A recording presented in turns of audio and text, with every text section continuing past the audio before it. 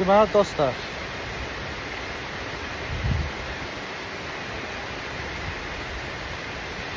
fəlsəfi baxımdan təkmilləşmək həyatda başımıza gələn çox sayılı mənfi hadisələrə özümüzü sakitləşdirərək yanaşmaq qabiliyyətimizi təkmilləşdirir. Poetik baxımdan təkmilləşmək isə təbiətin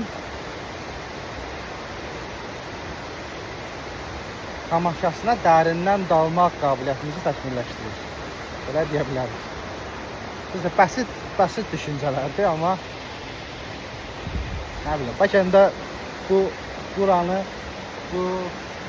çox da sıx olmayan, amma xoş və qəşəng tərəfləri olan bu meşəni, dağlıq meşəni əbədiləşdirmək üçün uyğun olar. Hələlik dostlar, özdən var.